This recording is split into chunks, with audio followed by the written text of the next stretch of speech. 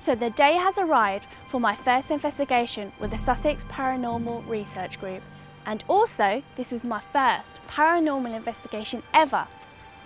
So as darkness envelops the Haymarket Theatre and the apprehension sets in, I wonder what the spirits of Eastbourne have in store for me tonight.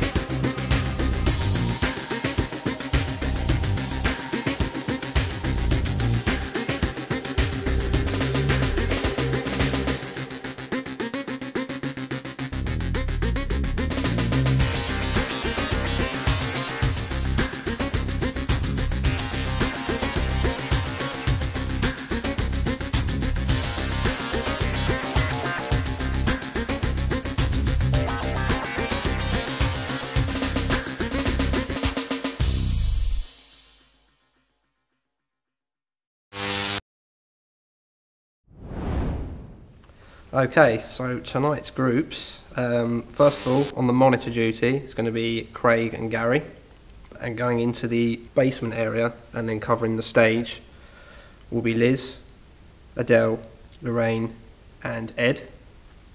Covering the dress circle area, which is right up the back, and also covering the rooms, which involves the rehearsal room, where there's been a lot of activity already noted tonight, is going to be Angie, April, Tina and Clint.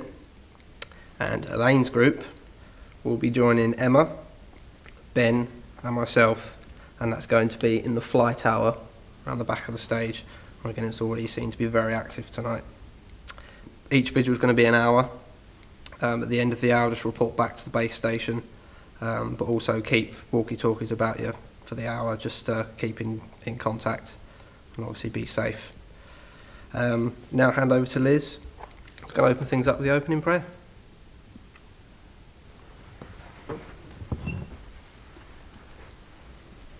We ask for protection tonight from our spirit guides, and may we be shrouded by love and be protected from any negativity that may be in the atmosphere tonight. Amen.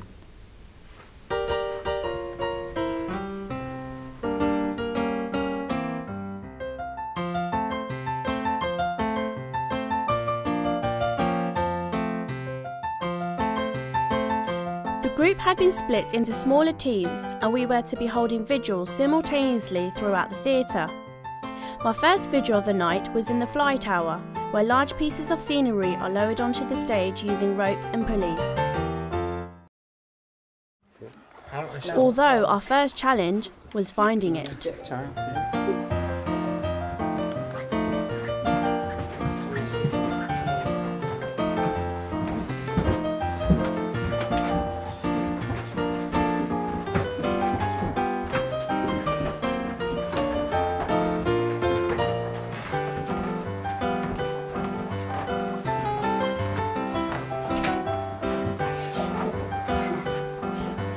Right, we don't know where it is. What about up here?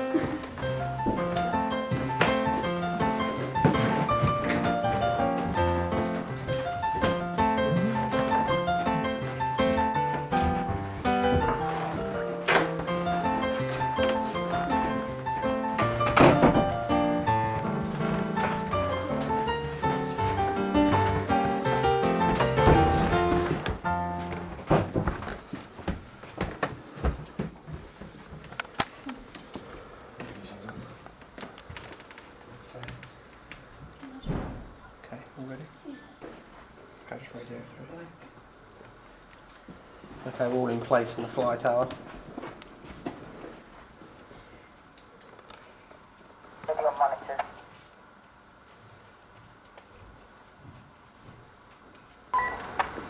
First of all, it's best we just remain still and then just listen out for anything that might be an odd noise or a bang. Once we're comfortable, we can start calling out.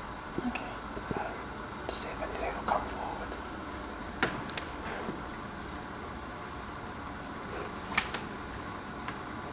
Hi, it's Clint. All lights off now. As the lights were switched off and we were left in complete darkness, I really started to wonder what I had let myself in for. Could I really do this on my own?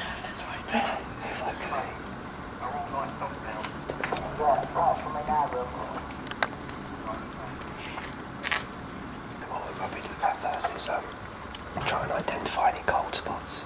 Okay. So, I understand earlier, Garry and Clint showed you about the laser thermometer. So, you can have a go. So just point it. Just point it. Yeah, anywhere. Also give you an exact reading.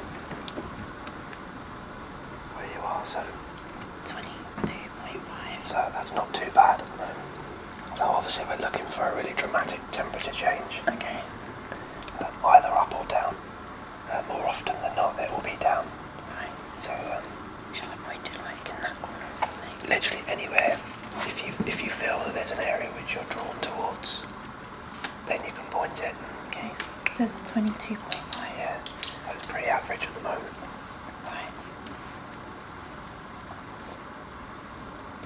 Is there anybody here with us this evening that would like to come forward to make themselves known?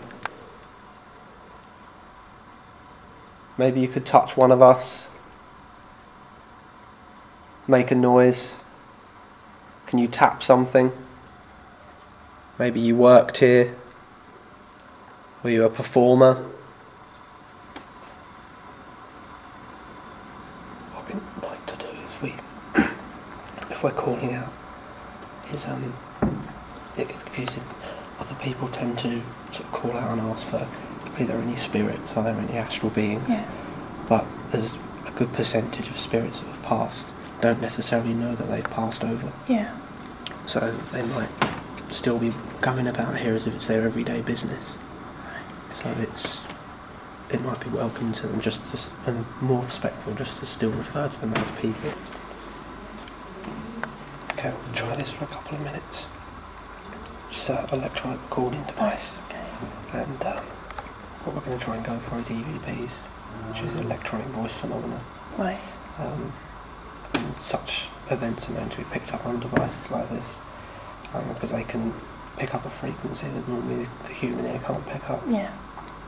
So sometimes you can leave this locked off in a room, or in this case we'll just run it for a couple of minutes. We can play it back later on. Yeah. And then hopefully we may hear something.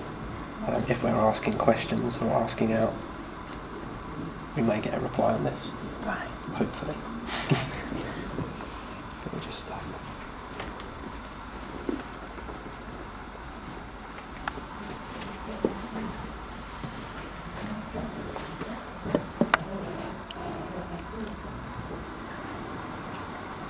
I do feel these things can argue. Don't be between two friends. Yeah. I don't know what the outcome was then. I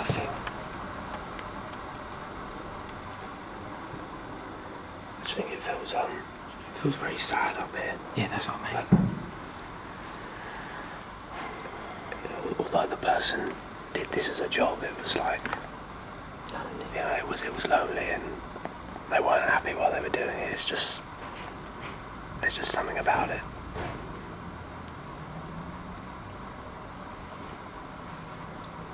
I just feel quite uneasy. You know, in my body, sort of on my feet. I don't feel.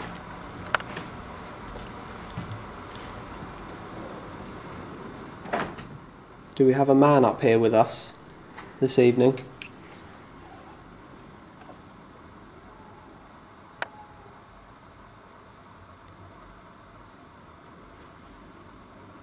Do we have anybody that would like to communicate with us?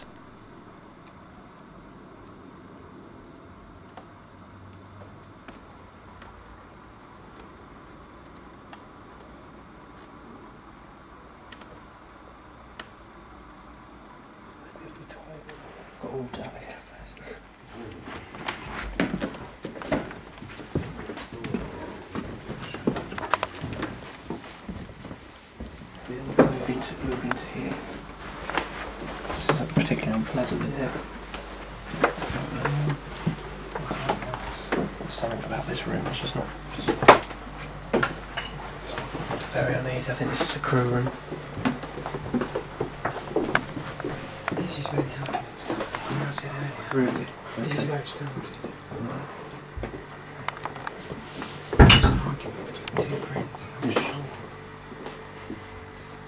Yeah. Everybody.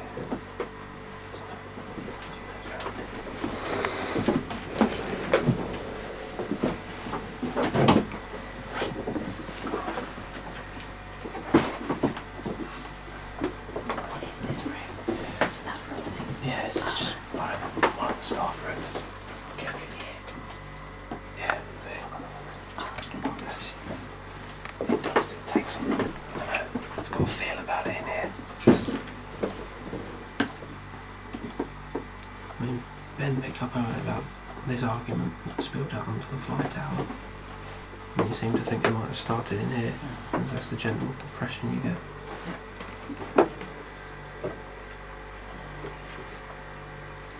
Okay, we'll just stay still for a bit and see if we can get anything in there.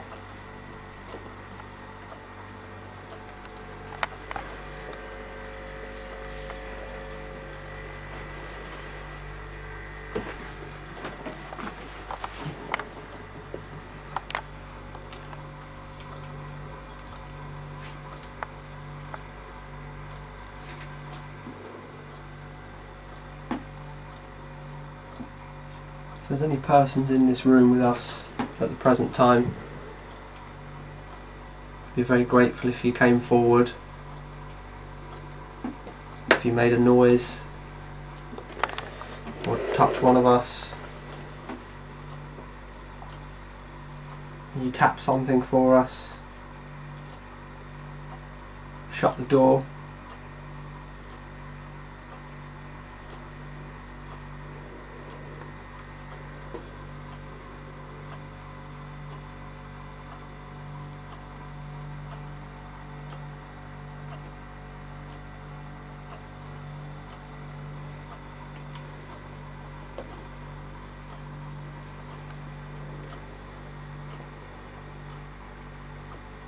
We're only here to understand you, we're not here to harm you.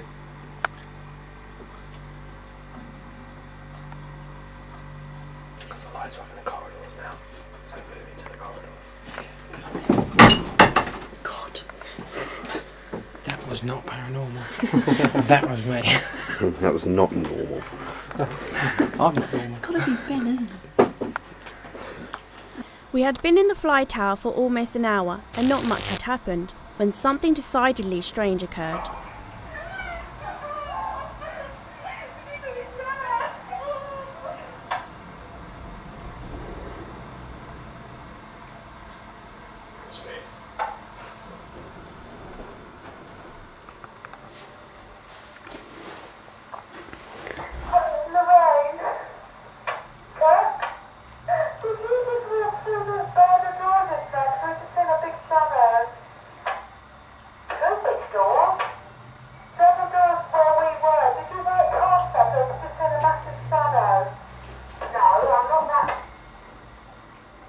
It seemed that although nothing had taken place in our location, elsewhere the theatre had other ideas. Next time on Art of the Ghost Hunter. Whoa! We move away from Garry. Whoa!